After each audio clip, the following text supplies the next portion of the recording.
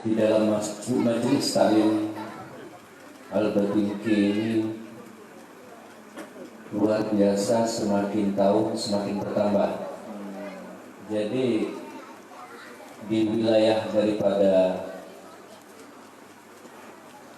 kampung masjid atau beting, di sini banyak para ustadz, para tokoh agama, para kiai. Jadi kalau di luaran di sana tidak tahu tentang keadaan di wilayah kampung masjid atau di beting ini, image-nya selalu jelek, selalu jahat di pandangan di luar. Tapi inilah yang kita lihat, kenyataan pada malam hari ini luar biasa.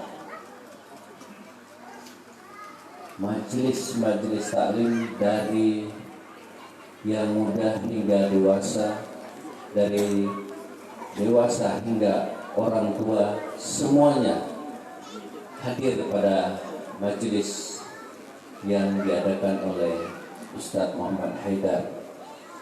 Mudah-mudahan dalam majelis ini setiap tahunnya akan lebih bertambah lagi untuk mengikuti daripada majelis-majelis yang ada di wilayah Kampung Beting atau wilayah kampung masjid kelurahan dalam Bugis. Dan seperti kita lihat pada saat ini di luaran di sana, alhamdulillah sekarang sudah banyak perubahan, baik di kawasan Masjid Jami dan sekitarnya dalam pembangunan yang sudah terselesaikan oleh pemerintah, guna kita bersama-sama untuk menjaga daripada bangunan yang ada di kawasan Masjid Jami khususnya.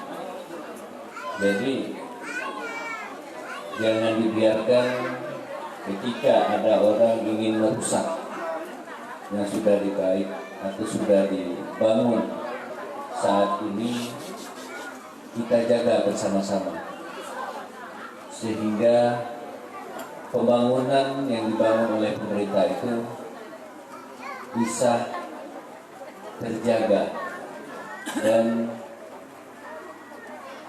kedepannya insya Allah kemungkinan akan lebih baik lagi. Mudah-mudahan pemerintah pusat, provinsi maupun kota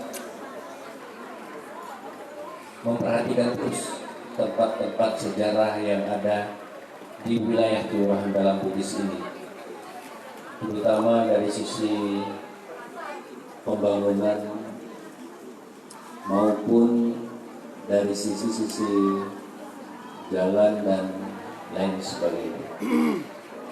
Karena cikal bakal berdirinya kota Pontianak ini dengan adanya Masjid Jami Istana Kadriah, inilah cikal bakal kota Pontianak pada saat ini lebih baik. Dan kita doakan juga Bapak Kapolres ini luar biasa dalam aktivitas apapun yang bersentuhan dengan agama apapun, beliau selalu hadir dan selalu menghormati. Dan Bapak Kapolres kita pada saat ini yang kemungkinan bapak-bapak, ibu-ibu hanya mendengar nama, inilah malam ini sosok seorang Pak Kapolres yang hadir di hadapan bapak-bapak, ibu-ibu. Bapak Kapolres ini Masya Allah, jadi sering belajar, banyak cerita dengan saya pada waktu itu. Setiap saya ketemu dengan beliau, sama dengan Habib Rijal, selalu membicarakan tentang sejarah beliau hingga menjadi Kapolres pada saat ini. Jadi kenangan-kenangan lalu beliau tetap masih mengenang, sehingga beliau bisa jadi sampai sekarang menjabat sebagai Kapolres Kota Pontianak. Itu juga Pak Kapolsek juga luar biasa, sering komunikasi apapun dari sisi menjaga, dari sisi keamanan. Beliau selalu komunikasi dengan kita sebagai tokoh-tokoh yang ada di Kecamatan Pontianak Timur ini. Jadi semuanya bisa bersinergi. Mudah-mudahan dengan hadirnya beliau di majelis ini bisa menambah daripada jemaah yang hadir pada malam hari ini. Amin, amin ya rabbal alamin. Jadi hanya itu saja yang bisa saya sampaikan. Lebih kurangnya mohon maaf. Billahi taufiq wal hidayah. Assalamualaikum warahmatullahi wabarakatuh. Waalaikumsalam warahmatullahi wabarakatuh.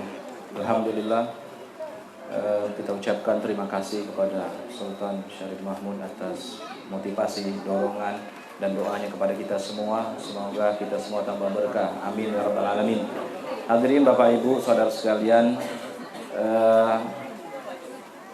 biar lengkap pengajian ini kita isi kajian sedikit. Jadi memang beliau ini, bapak-bapak yang hadir ini, khususnya Bapak Kapolresta ini, beliau pengen ngaji katanya. Masya Allah, ini kita beruntung ini punya Bapak polisi senang ngaji. Semoga semuanya senang ngaji, amin.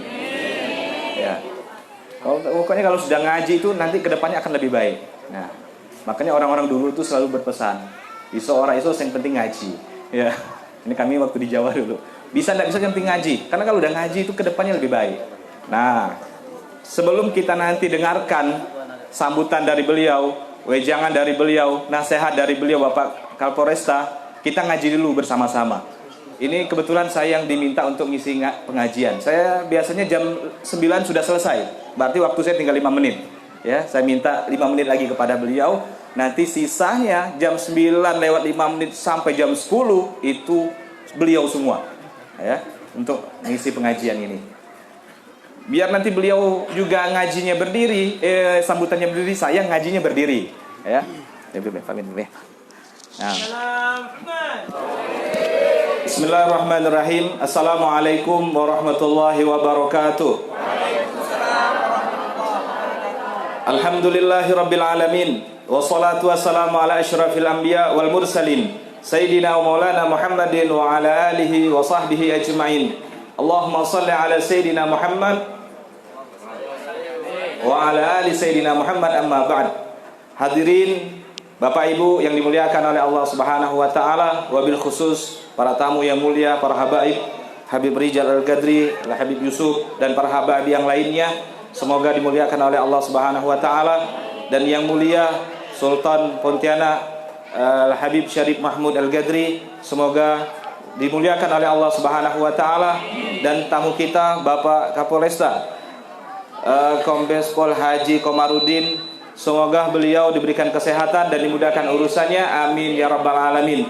Hadirin wal hadirat, para tamu undangan yang dimuliakan oleh Allah Subhanahu wa taala, wabil khusus teman-teman kami seperjuangan, para ustadz-ustadz yang mengajar di majelis ini, juga biar Bapak dan Sultan juga tahu, ada Ustadz Ade Maulana. Jadi bukan saya saja, ada Ustadz Burhan, ada Ustadz Arifin, dan ustadz-ustadz yang ada di sekitar sini, semua bersama-sama kami di dalam berdakwah di dalam kampung ini, saling berbagi kepada saudara-saudara yang ada di dalam ini.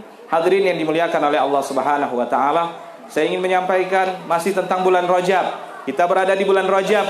Bulan Rajab ini para ulama menyebutnya Rajab Syahrullah, bulannya Allah Subhanahu wa taala.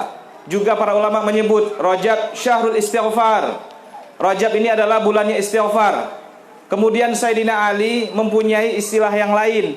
Ketika Sayyidina Ali mengatakan di depan para sahabat, "Aku heran terhadap kalian yang binasa kalian yang ditimpa bencana, kalian yang susah, kalian yang resah, padahal ada bersama kalian keselamatan. Kalau kalian punya keselamatan, kenapa kalian bisa binasa, susah, payah, terlalu banyak tertimpa bencana? Para sahabat yang duduk di hadapan Sayyidina Ali heran. Lalu dia tanya, wahai Ali, karamallahu wajhah, wahai Sayyidina Ali, apa yang kau maksud dengan keselamatan? Maka beliau mengatakan al-istighfar. Berarti kita berada di bulan keselamatan. Nah, hari ini kita hanya berpikir yang membuat kita susah, payah itu adalah kemiskinan. Siapa bilang banyak orang miskin yang bahagia? Kita yang menganggap kemiskinan itu kesusahan, kita yang menganggap kemiskinan itu bencana, kita yang menganggap itu musibah. Padahal tidak. Padahal bukan itu musibah. Kita menganggap ketika kita tidak berpangkat, kita tidak punya derajat, status sosial kita rendah, kita orang pinggiran, kita orang yang dikucilkan, kita orang yang dikatakan selalu rendah, remeh, payah, susah, dan seterusnya. Padahal bukan itu. Bukan itu yang membuat kita susah dan payah. Yang membuat kita menjadi susah dan payah itu adalah ketika Nabi SAW bersabda, wal ithmu ma haka fi nafsik. Dosa itulah yang membuat kamu terguncang. Dosa itulah yang membuat kamu gelisah. Dosa itulah yang membuat kamu susah. Dosa itulah yang membuat kamu payah. Berapa banyak orang punya segalanya, jabatan punya, kekayaan berlimpah. Lah kenapa dia susah? Kenapa dia kepikiran? Kenapa dia tidak nyenyak tidurnya? Kenapa tak bahagia berkumpul dengan saudara dan keluarganya? Dosa. Oleh karena itu hadirin saudara-saudara yang dimuliakan oleh Allah Subhanahu wa taala. Mari, hari ini saya pun yang pegang mic ini pun juga termasuk orang yang berdosa. Cuma saya diberi kesempatan untuk mengajak, mari kita sama-sama orang yang berdosa, orang yang bersalah kepada Allah, kembalilah kepada Allah dengan perbanyak istighfar. Beristighfar kepada Allah, meminta maaf kepada Allah. Bukankah Allah sudah menceritakan kepada kita tentang cerita kaumnya Nabi Nuh? Kaumnya Nabi Nuh ini begitu luar biasa. Dia punya ladang subur, hasil pertaniannya luar biasa, sungainya bersih jernih, anak-anak mereka fisiknya bagus-bagus, cantik dan ganteng-ganteng, harta mereka berlimpah ruah, luar biasa. Tapi apa yang terjadi? Mereka berbuat salah, mereka berbuat dosa. Maka Allah Subhanahu wa taala cabut sedikit-sedikit, Allah keringkan sungainya. Coba bayangkan, kalau sebab dosa sungai Kapuas ini kering, nak kemana kita? Udah tak turun hujan, sungai kering. Yang nambang tak bisa berkayu, apa nak kau kayu kan? Air tak ada. Ini dia. Andai kata sungai itu kering, ini Nabi Nuh, umatnya yang luar biasa itu, Allah keringkan sungainya. Sebab dosa, sebab dia salah. Setelah air kering, hujan tak turun, apa yang terjadi? Tumbuh-tumbuhan tak muncul, tanaman mereka tak berbuah, mereka tak bisa panen, tidak ada beras, tidak ada gandum, tidak ada buah. Coba bayang kalau tak ada beras. Sudah air tak ada, beras tak ada. Kita gas saja tak ada, udah ribut dah kita. Ya Bapak Kapolresta. Ini kemarin berapa bulan yang kemarin, ini pernah tidak ada gas ini. Kita Pontianak ini, waduh, susahnya luar biasa. Tuh, hadirin, ini umatnya Nabi Nuh ini. Setelah sungai tak ada air, kebun-kebun tak berbuah, hasil panen tak bermunculan, tidak ada makanan pokok. Apa yang terjadi? Setiap mereka yang menikah tak punya keturunan. Lama dah dia kawin, hari-hari dia bertemu, tak ada gak berbuah. Dan apalah ketawa ni benar ni. Tak ada berbuah, tak punya keturunan. Karena apa? Yang dimakan dah tak ada. Akhir tak punya keturunan, sperma tak bagus. Susah mereka, sudah tak punya anak, tak punya keturunan, makanan tak cukup, air tak ada. Datang ke Nabi Nuh. Dia minta solusi. Wahai Nabi Nuh, apa solusinya ini? Maka Nabi mengatakan, apa kata Nabi? Faqultu astaghfiru rabbakum innahu kana ghaffara. Kata Nabi Nuh beristighfar. Minta maaf. Beristighfar kepada Allah Subhanahu wa taala, maka akan kembali semuanya. Hadirin yang dimuliakan oleh Allah Subhanahu wa taala, maka barang siapa yang tidur Sebelum dia tidur dia baca istighfar 3 kali. Astaghfirullahaladzim alladzi la ilaha illa huwal hayyul qayyum wa atubu ilaih 3 kali. Dosa dia walaupun sebanyak buih lautan Allah ampunkan. Ya. Setinggi gunung yang menjulang diampunkan. Baca istighfar itu 3 kali. Kalau dia baca 3.000 kali sebelum tidur, besok usaha dia lancar. Yang tak punya kerja dapat kerja, yang tak punya bini dapat bini. Ketahuan. Bapak Kapolres tanya, yang sudah ada mudah-mudahan tak nambah. Karena ibu-ibu nanti tidak ikut pengajian nih, Mbak. Kalau saya bantu ucapan itu enggak.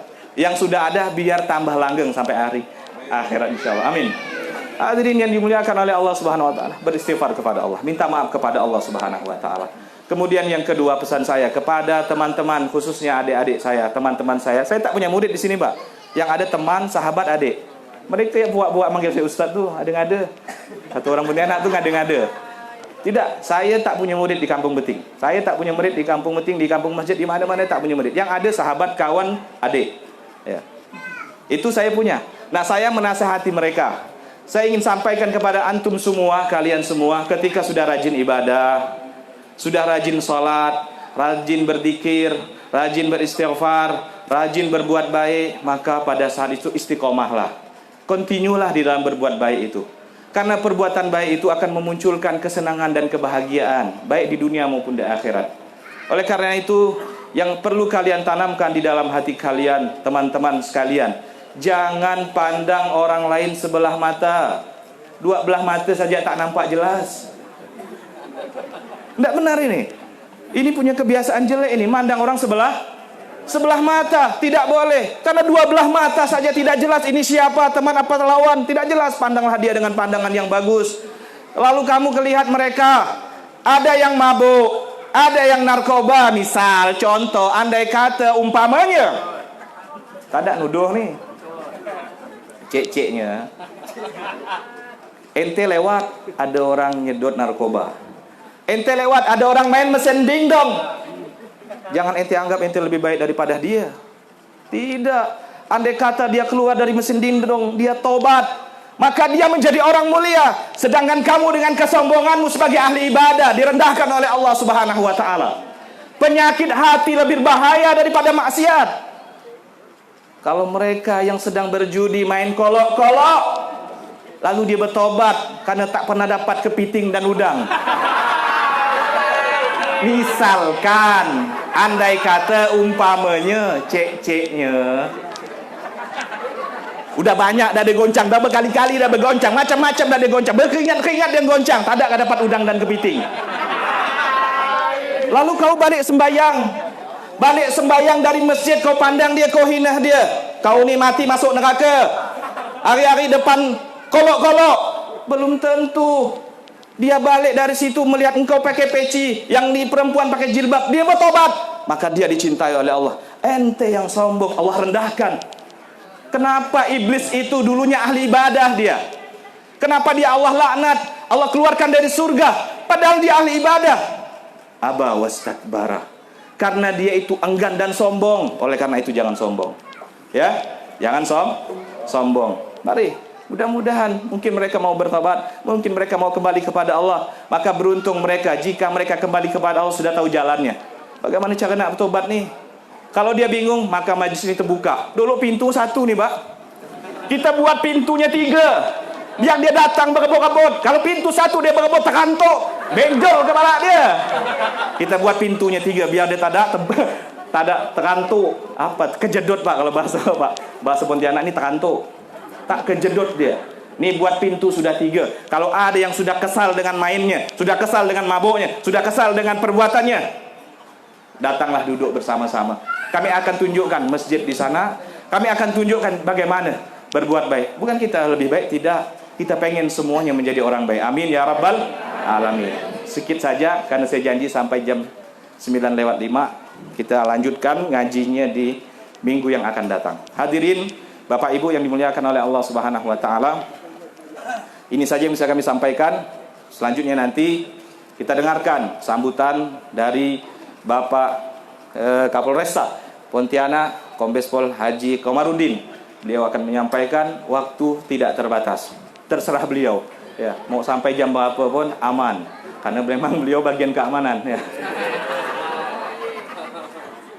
Demikian, kurang lebih mohon maaf. Wabillahi taufiq wal hidayah. Wassalamualaikum warahmatullahi wabarakatuh.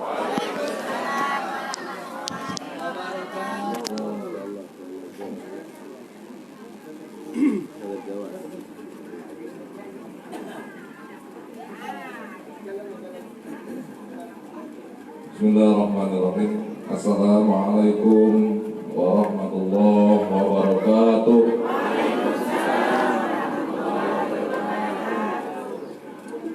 Alhamdulillahirabbil alamin wassalatu wassalamu ala asyrofil anbiya'i wal mursalin sayyidina wa maulana Muhammadin wa ala alihi wa sahbihi ajma'in. Asyhadu an la ilaha illallah wahdahu la syarika lah wa asyhadu anna Muhammadan abduhu wa rasuluhu la nabiyya ba'da. Amma ba'd. Yang sama-sama kita hormati, kita muliakan Sultan Syarif Melvin Al-Qadri. Beliau sosok yang sangat luar biasa. Sejak kehadiran saya di Pontianak, minggu-minggu pertama datang langsung bertemu dengan beliau. Saya coba buat buku dan buku saya pun dikoreksi oleh beliau. Beberapa ada kata ataupun kalimat seperti saprahan, ya, saprahan. Nah, beliau koreksi, Pak Kapolres, kalau saprahan itu di daerah Sambas, kalau di sini sapran. Oh siap, insyaallah nanti kita akan perbaiki, kita akan selesai.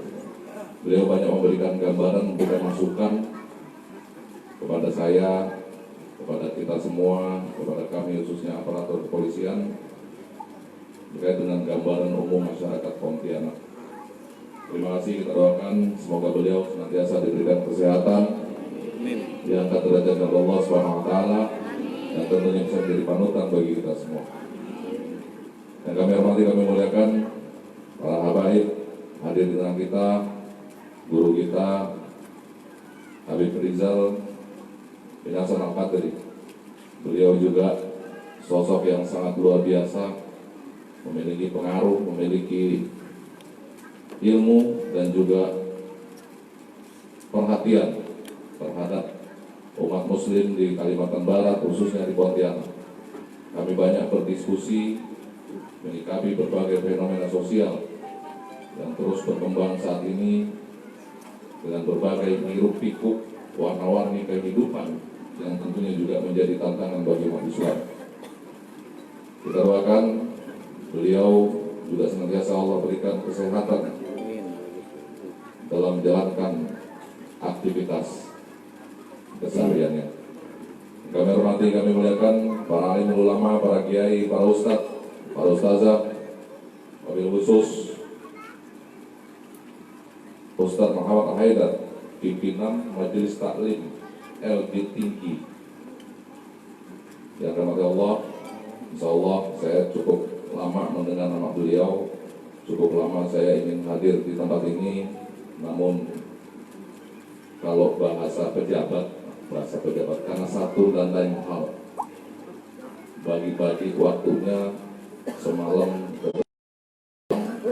subuh baru pulang, karena pada saat semalam satu panggung dengan Habib Toha di alun-alun, tiba-tiba jam 9 ada telepon, ada kebakaran lahan di Paris 2. Jadi langsung acara belum selesai, drama belum selesai, turun panggung, berangkat ke Paris 2. Alhamdulillah sampai subuh, apinya juga belum padam.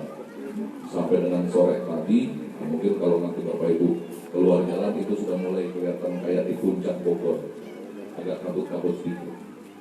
Nah, itulah kondisi kita yang saat ini harus kita sikapi, kita antisipasi, dan mari sama-sama kita doakan semoga Allah Subhanahu wa taala senantiasa melindungi kita semua, masyarakat Kalimantan Barat, Pontianak, dan dijauhkan dari berbagai musibah. Amin. Bapak Ibu kaum muslimin dan muslimat yang mohon maaf tanpa mengurangi rasa hormat saya tidak dapat saya sebutkan satu persatu, khususnya Majelis Taklim LB Tinggi. Dan sayang tadi lagu favorit saya nggak dinyanyiin. Komaru. Soalnya nama saya Komaru, tidak pakai favorit kan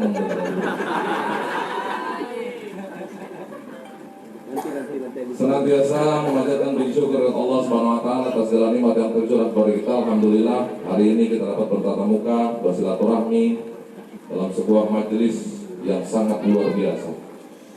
Majelis yang insyaallah kita yang hadir dalam ruangan ini, kita yang hadir dalam tempat ini, tentunya dalam rahmat Allah Subhanahu wa taala, di tengah saudara-saudara kita di luar sana yang mungkin saat ini terbaring di rumah sakit, yang mungkin saat ini sedang bermasalah, yang mungkin saat ini terkendala. Mudah-mudahan segera Allah peringatkan, semoga Allah sembuhkan dan bisa bersama-sama bergabung dengan kita. Amin ya rabbal alamin. Salawat dan salam tertumpah curah kepada junjungan kita Nabi Muhammad sallallahu alaihi wasallam serta keluarga dan para sahabat. Mudah-mudahan kita yang hadir di tempat ini dan juga sanak keluarga kita senantiasa digolongkan ke dalam umat yang insyaallah mendapatkan syafaatul uzma di kemudian nanti. Amin ya rabbal alamin. Bapak Ibu kaum muslimin dan muslimat rahimahullah, sungguh merupakan suatu kebahagiaan, kebanggaan saya bisa hadir di majelis ta'lim ini. Yang tadi sudah saya sampaikan bahwa jauh hari sebelumnya memang saya sudah mengambil tindakan untuk bisa bersama dengan Ustaz Haidar. Ini namanya sudah top, sudah kemana-mana, termasuk juga dengan tim. Kemarin Kasat Intel mengusulkan ke saya sekali-sekali kita undang ke Polresta, tapi karena Polresta kantornya belum jadi, insya Allah dalam waktu dekat kalau itu sudah jadi nanti beliau-beliau kita hadirkan di sana. Bapak Ibu hadirin yang berbahagia, kesempatan ini saya akan menyampaikan beberapa informasi penting untuk kita semua terkait dengan fenomena sosial yang berkembang, yang orang tua kita dulu mengatakan tenang, Belanda masih jauh. Jadi kata ibu-ibu dulu kamu sekolah, ibu saya, tenang mak, gak usah terburu-buru, Belanda masih jauh. Kondisi saat ini Bapak Ibu, kita sudah berada di medan perang yang sesungguhnya. Dulu kita mau beraktivitas begitu nyaman, begitu tenang dan lain sebagainya. Saat ini di tengah kehidupan dan juga kebutuhan masyarakat yang semakin hari semakin meningkat, banyak permasalahan-permasalahan ada di tengah kita. Ini menjadi salah satu sumber permasalahan dari baru yang kita rasakan. Salah satu dari sekian banyak. Tadi sudah disindir Ustaz Haidar, judi, narkoba, itu baru seujung kukunya, belum yang lain-lain. Di era globalisasi kemajuan teknologi saat ini, tidak ada seorang pun yang mampu menghentikan atau melawan arus perkembangan zaman. Kita berada dalam gerbong, kita berada dalam tumpangan sebuah kendaraan yang dikatakan dengan perkembangan zaman, dan ini kita nggak bisa lagi mundur ke belakang. Tidak ada seorang pun yang mampu. Ditambah lagi dengan zaman kemajuan teknologi dan sebagainya. Orang mengatakan dunia dalam genggaman. Kejadian di belahan bumi lain, sekarang kita bisa tahu. HP. Begitu hebatnya sarana handphone, sarana komunikasi 4.0 katanya, kemajuan teknologi. Saking hebatnya sampai mempengaruhi kebiasaan kita, kehidupan kita, yang dulunya nggak ada HP biasa-biasa aja, sekarang pusing.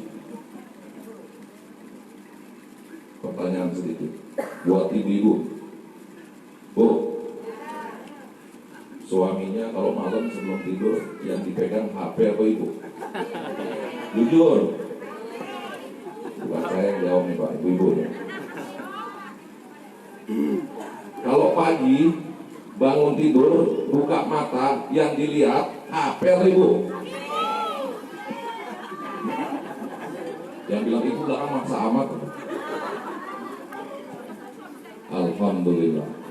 Belum kata ibunya, kalau sempat suaminya lihat HP langsung dilempar tuh HP pagi-pagi.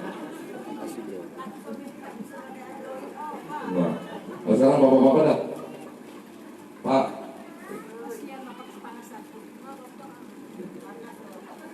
ini jawab jujur singkat, soalnya pertanyaannya mudah gampang.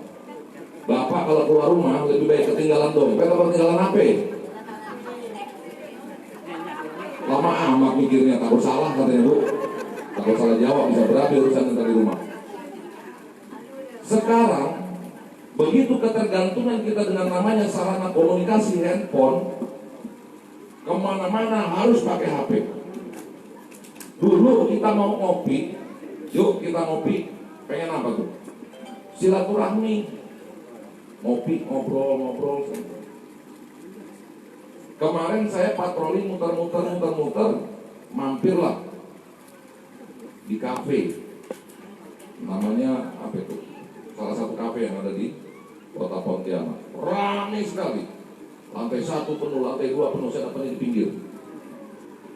Penuh semua. Dari sekian pengunjung, kebanyakan sih dominasi anak muda. Dari sekian pengunjung, semuanya lantai atas, lantai bawah, 95,5%. Nah, pakai koma tuh. Saking penasaran, apa iya tuh seperti itu. 95,5% pengunjungnya alhamdulillah sedang bertafakur. Nunduk semua. Dan wajahnya bercahaya. Tapi bukan karena sering kena air wudhu, cahaya HP. Dari sekian banyak orang pengunjung yang katanya mau ngopi, yang katanya mau silaturahmi, nggak ada yang ngobrol, sedikit yang ngobrol, bercanda, bercerita, nggak ada. Ya sedikit lah. Dulu ngobrolnya lewat HP. Kadang ngobrol satu meja lewat HP. Bro, ini sebelah lu kenapa sih bro? Oh gitu amat. Memang dia begini orangnya, biarin aja lah. Dalam satu meja. Dulu kita dulu nih kalau di rumah tuh paling enak, apalagi kalau pas sahur buka puasa. Aduh, nikmatnya luar biasa. Sambil makan, menikmati makan, ngobrol dan sebagainya. Nah, tadi sekolah belajar apa? Oh ini Pak, tadi kata bu guru begini. Sekarang bapaknya pegang HP, ibunya pegang HP, anaknya pegang HP, nyuap ya sambil lihat ya. Dikit-dikit foto, makan dulu. Begitu hebatnya era teknologi semakin maju, mengikis peradaban umat manusia. Budaya-budaya silaturahmi yang dulu kita miliki, yang dulu menjadi kekuatan terbesar kita, sekarang terkikis mulai pelan. Sampai Ustaz Haidar membuka pintu sampai bikin jadi 3.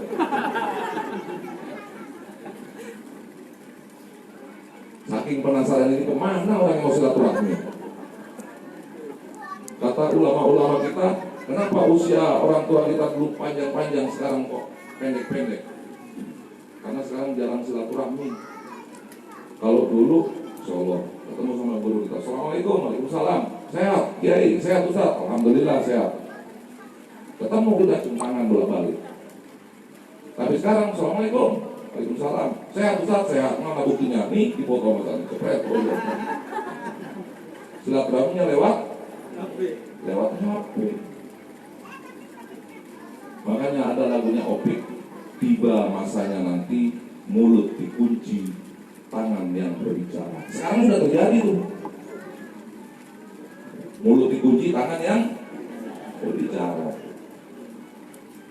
Nah inilah fenomena sosial, salah satu fenomena sosial yang membuat ataupun mengikis nilai-nilai yang dulu menjadi hal yang paling kita kuatkan, hal yang menjadi kebanggaan kita, kekuatan kita, ini mulai terkikis. Akhirnya ada kecenderungan masyarakat kita saat ini lebih mengarah kepada individualistik, sendiri. Kalau kata orang Betawi, lu gue. Lu mau ngapain terserah. Ada anaknya orang, mungkin perilakunya tidak lazim, bandelnya setengah mati, bandel, macam-macam dan sebagainya, narkoba dan sebagainya. Biarin aja, anaknya orang ini bukan anak saya, urusin anak saya. Ini. Nah, inilah termasuk salah satu yang menjadi hal. Memang kita tidak bisa lepas dari kemajuan zaman, tidak bisa. Kita berada di dalamnya. Namun kita harus bijak bagaimana menyikapi hal-hal yang menjadi permasalahan saat ini di tengah kita, yang juga menjadi ancaman bukan hanya untuk kita, juga untuk generasi muda. Kalau yang udah mah udahlah. Ya, yang harus kita antisipasi jangan sampai generasi muda kita ini terkontaminasi. Kenapa? Karena hasil kajian, hasil pengamatan bahwa ternyata ada upaya-upaya dari pihak-pihak lain, orang-orang luar sana yang sangat menginginkan, sangat mendambakan Indonesia hancur. Bagaimana caranya? Dengan cara yang paling soft, ya, katanya soft, lembut, pelan, nancap, mati. Ya, lembut, pelan, nancap, mati. Apa caranya? Dirusak generasi muda kita semua. Agar tujuannya apa? Ke depan Indonesia tidak lagi memiliki generasi-generasi hebat. Coba zaman dulu, saya kebetulan orang Betawi. Zaman dulu maghrib nggak di rumah, udah siap-siap bayangin. Kemoceng, apa itu kemoceng? Dua ayam, udah siap-siap bayangin. Sabetin.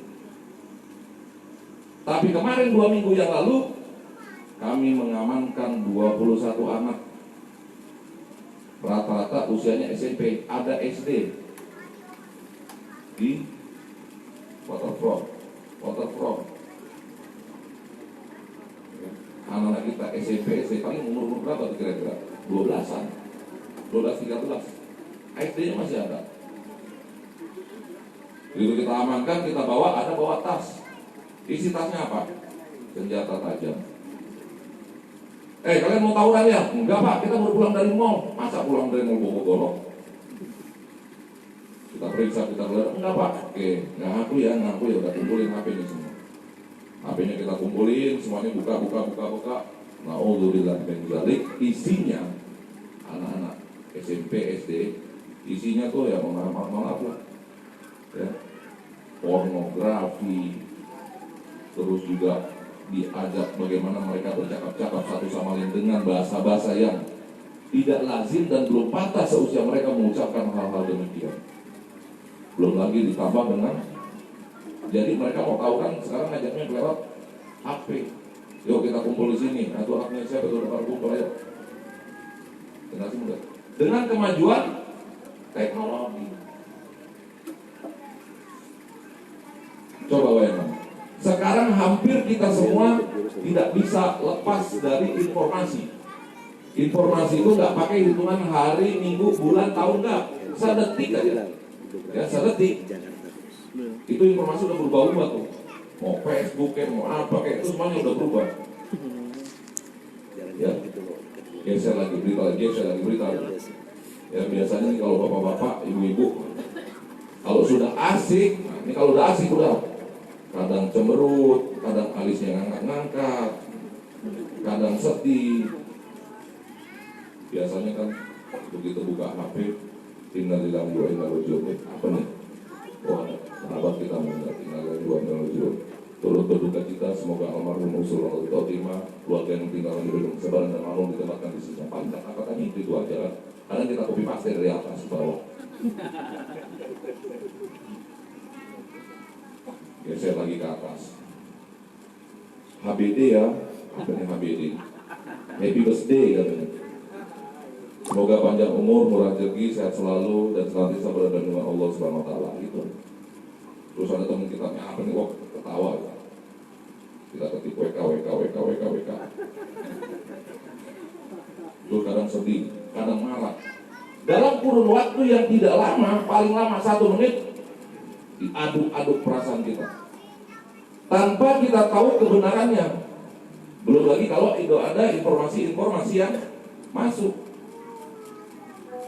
Kalau dulu ya zaman-zamannya lagi bandel-bandel, mohon maaf, mau lihat gambar porno aja susahnya setengah mati. Apalagi kalau udah dapat, itu kayak harta karun, harta berharga. Dapat selembar, dilipat-lipat, simpan di dompet sampai berbulan-bulan. Senyum-senyum ini malu-malu bapak-bapak. Tapi sekarang Bu, nggak pakai diminta, dia muncul sendiri, betul nggak? Sekarang saya tanya, yang pegang HP memang cuma bapak-bapak ibu aja. Anak-anak kita sudah pegang. Terbukti dari 21 orang yang telat, Masya Allah, isinya semua bintang film ada di situ.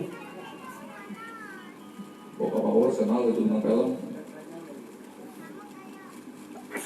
Sekarang kita lihat, astagfirullahaladzim. Tapi habis astagfirullah kita zoom. Ini fenomena sosial kondisi. Belum lagi peredaran narkoba, begitu vulgar, begitu terbuka. Ya kalau zaman dulu kita paling keren cimeng, ganja. Sekarang udah tembakau, gorila. Udah nggak pakai monyet lagi, langsung gorila dia. Saking cepatnya. Biasanya kan ada bertahap tuh. Ya, ganja, cimeng, apa dulu, keras dulu kayak monyet dulu kayak ini nggak langsung gorila. Ya, konon katanya pemakainya itu dia cukup dicampur dengan rokok, rasanya seperti badannya seperti gorila. Pernah kita amankan satu pemakai anak pelajar pakai narkoba, badannya kurus kering krempeng, ya kurus kering krempeng,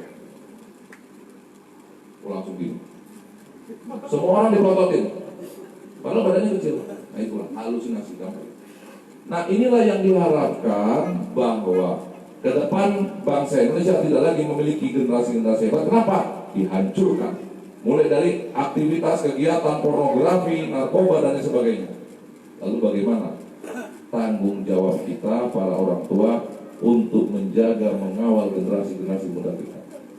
Kenapa? Hari ini sudah ada di tengah kita. Kita sedang menyelam, kita sedang berenang di samudera. Permasalahan yang setiap hari ada di depan mata, nggak usah dicari-cari, ada. Kita ini bukan jadi sasaran. Ya, orang-orang tua ini nggak dijadikan sasaran untuk masalah narkoba, tapi yang muda-muda. Kalau orang tua udah lewat masanya. Kalau masih ada yang nyangkut 1-2 cuma terlambat bandel. Zaman dulu nggak bandel, baru sekarang bandel udah tua-tua. Tapi generasi muda kita, anak-anak kita, apakah kita akan berdiam diri menyikapi permasalahan yang ada? Tentunya kita memiliki harapan yang besar terhadap anak-anak kita, generasi penerus. Kemarinnya lagi, saya cerita juga sama Sultan, saya cerita juga sama Habib. Kemarin kita begitu prihatin. Dalam kurun waktu 2 minggu, kurun waktu 2 minggu ada permasalahan yang sangat memprihatinkan. Sakit kita, baca kita, sampai terucap, setan aja gak gitu amat. Dalam kurun waktu 2 minggu ada 3 kasus yang kita tangani. Apa? Kasus persetubuhan terhadap anak di bawah umur. 1 kasus pelakunya bapak kandung, ya, anaknya masih berusia itu dilakukan mulai dari kelas 4 SD sampai kelas 1 SMP. Satunya lagi keponakan juga masih SD. Nah ini, mari kita bertanya, ada apa sesungguhnya ini? Kenapa ada peningkatan kasus seperti ini, fluktuasi atau pendatanya meningkat? Yang dulu nggak ada kayak seperti itu. Belum lagi ditambah dengan permasalahan-permasalahan yang lain, seperti contohnya beberapa hari yang lalu juga kita amankan 4 anak. Ya, anak masih kecil-kecil 4 orang. Yang satu umurnya 14 tahun, 2 orang lagi umurnya 12 tahun, yang satu umurnya 8 tahun dan perempuan. Jadi 3 anak laki-laki, 1 anak perempuan. Kenapa? Ketangkap lagi ngelem. Ngelemnya di mana? Di halaman masjid. Habis ngelem ngapain? Dia ambil sapu lidi, dia kasih lem tikus, colok-colok kotak amal. Diamankan oleh warga. Panggil orang tuanya, menangis. Kenapa anak saya seperti ini? Bu, Pak, tetesan air mata kita rasanya sia-sia. Kenapa? Karena namanya penyesalan gak ada di menyesal kalau sudah kejadian. Aduh Pak, kok kenapa sampai begini? Kenapa sampai begitu? Saya pernah sudah berupaya dan sebagainya. Artinya kita tidak bisa lagi berpikiran atau berharap bahwa kita mengabaikan situasi kondisi yang ada di depan mata. Setidaknya, yuk mari kita jaga diri kita. Yang kedua, kita jaga keluarga kita pastikan. Yang ketiga, insya Allah ini agak perlu perjuangan sedikit. Tetangga kanan, tetangga kiri. Tadi sudah disinggung Ustaz Haidar. Ajak. Belum berhasil, ya sudah.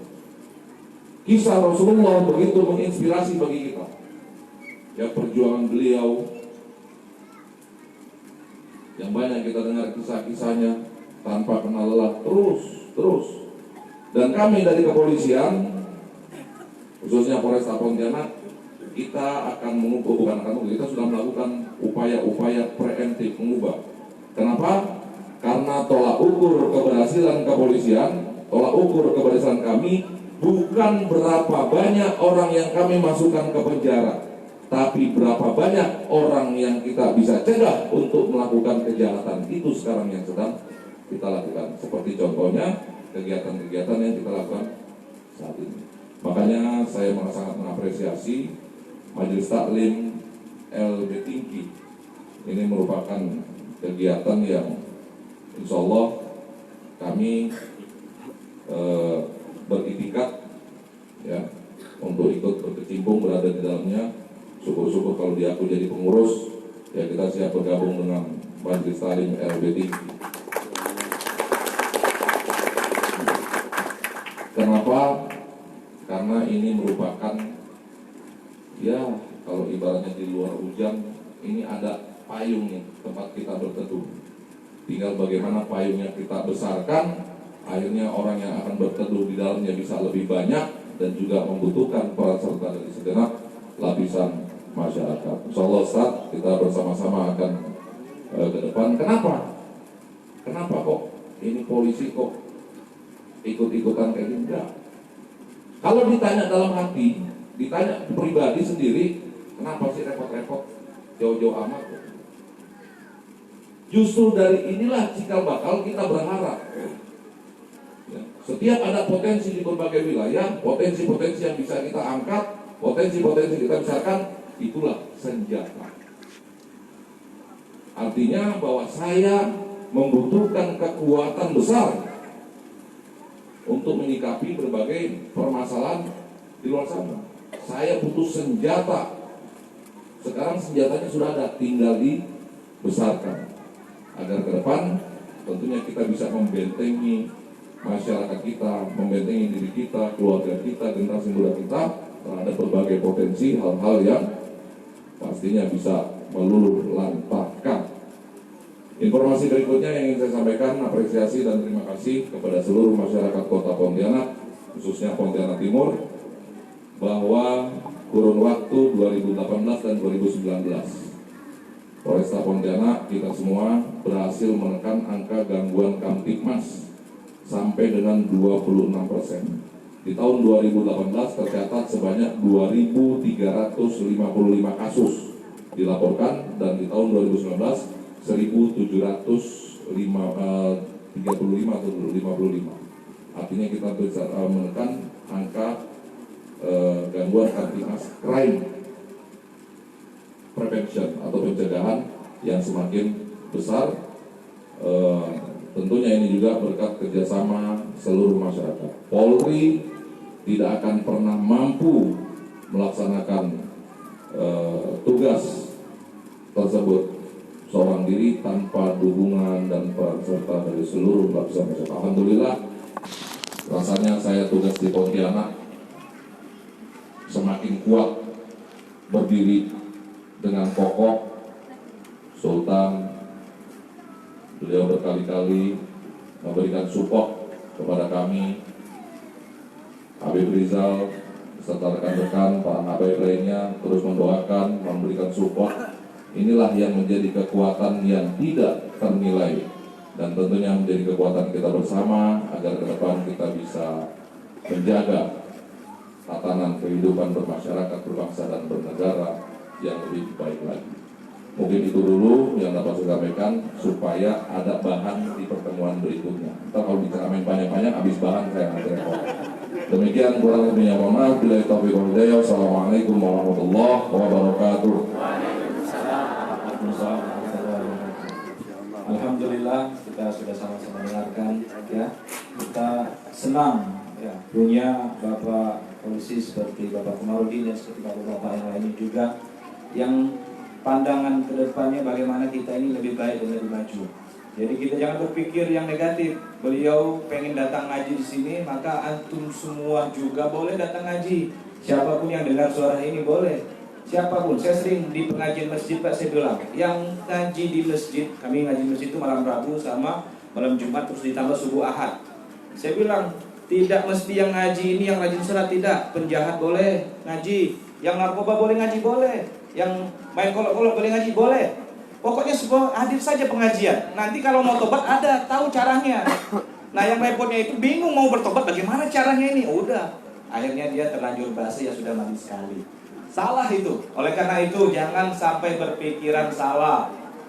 Nanti mereka ini kadang-kadang salah, makanya kita luruskan dulu. Lah, Bapak polisi mau jadi pengurus di sini, berarti habis kita nih. Tidak, tambah bagus nantinya. Benar, tambah bagus. Tambah ganteng, yang laki-laki yang cewek-cewek tambah cantik nanti. Ya, oleh kata jangan takut. Semuanya saudara-saudara kami. Siapapun boleh ngaji di sini. Siapapun boleh. Saya sudah sering bilang kecuali kalau kampanye partai tidak diterima. Sudah berkali-kali yang datang mau kampanye partai saya tolak. Walaupun teman dekat sendiri, tak boleh. Tapi selain daripada itu siapapun boleh. Ya, karena kami di dalam ini beda-beda benderanya. Ada yang senang merah, ada yang senang biru, ada yang senang hijau. Lah. Nanti kalau saya terima yang merah, yang hijau marah. Lah saya pilih yang biru, nanti yang abu-abu marah. Nah, oleh karena itu kampanye partai tidak diterima. Selain daripada itu siapapun diperbolehkan. Oleh karena itu hadirin saudara-saudara sekalian, sudah kita dengarkan sama-sama. Ya, terima kasih atas semua kebaikan antum, kehadiran antum semua. Ya nanti sebelum kita bubar bersama, beliau juga mau memberikan sesuatu katanya buat majlis ini biar anak-anak tambah rajin ibadahnya. Karena beliau tadi itu kode saja itu keringat-keringat. Nah, beliau ada bawa kipas angin. Ya. Nanti bapak ibu yang mau bawa AC bawa, anda apa? Bawa saja, letak di sini biar tambah keringatnya tambah berkurang nanti kalau ngaji. Nah, beliau tuh sudah dikasih tahu mungkin ini, nah dilap lagi keringat, akhirnya dibawakan kipas angin. Nah, dan itu pun memberikan kode buat kita tuh. Lama dah kipas angin nunggu, tak datang. Ya. Bapak-bapak, ibu-ibu ya, walaupun tidak apa-apa ya, tidak apa-apa. Ya, yang penting rajin saja ngajinya. Nah, nanti beliau akan serahkan untuk anak-anak, bapak-bapak, saudara-saudara sekalian, ibu-ibu yang ngaji di sini itu tambah enak. Ada kipas angin. Ya, terus terang saja ini kipas angin ini kita minjam, nanti ditambah. Subhanallah beliau juga tadi, Ustaz. Aku tak bilang kipas angin banyak kata beliau. Wah, luar biasa ketua masjid kita nih. Kita doakan panjang umur semuanya. Amin. Ya, biar tambah banyak kipas angin. Allah salam. Berdua ya, jangan masukkan dalam hati ya. Bapak Ibu yang dimuliakan oleh Allah Subhanahu wa taala. Nah, ini biar waktunya tidak berpanjang lebar, tidak terlalu memakan waktu yang banyak, sudah langsung saja ya. Mungkin dari teman-teman Bapak Kapolresta atau jajarannya mungkin ada bawah katanya mau diserahkan secara simbolis. Ya Bapak letakkan di sini. Hah? Langsung saja. Nah sudah. Kata beliau nggak usah, langsung saja ya. Jadi saya sampaikan itu biar tidak ada sesuatu yang tersembunyi di antara kita. Pokoknya terus terang semuanya. Kami selalu transparan di sini. Tidak ada yang tertutup, tidak ada. Pokoknya terbuka sampai pintu 3 butir. Nanti jendela kita buat 5 butir. Biar semuanya terbuka. Walaupun tak ada dek nih, cuma musim hujan payah pula. Ya. Hadirin Bapak Ibu yang dimuliakan oleh Allah Subhanahu Wa Taala, inilah perkumpulan kita pada malam hari ini. Sekali lagi kami berterima kasih ya kepada rombongan Bapak Kapolresta, Bapak Kombes Haji Komarudin beserta teman-teman jajaran beliau. Kemudian terima kasih kepada Sultan, terima kasih kepada Habaib Habib Rijal, Habib Yusuf dan Habib-Habib yang lainnya. Terima kasih kepada Ustaz Ali Maulana, Ustaz Burhan, Ustaz Arifin. Ada Ustaz kepada juga teman kami yang mengajar sini tidak mau masuk, beliau malu-malu. Semoga semua Ustaz Allah panjangkan umurnya. Terima kasih kepada semua pengurus masjid, pengurus majelis taklim, bapak-bapak, ibu-ibu, saudara sekalian. Semoga semuanya dalam lindungan Allah Subhanahu wa taala. Mungkin ini saja pertemuan kita pada malam hari ini. Ada lagi yang mau sampaikan? Ada ya? Cukup. Kita tutup dengan doa ya, biar tambah berkah ini. Habib Rijal kita mintakan untuk menutup acara ini dengan doa. Semoga kita pulang semuanya ini di dalam membawa keberkahan dari Allah Subhanahu wa taala. Amin ya rabbal alamin.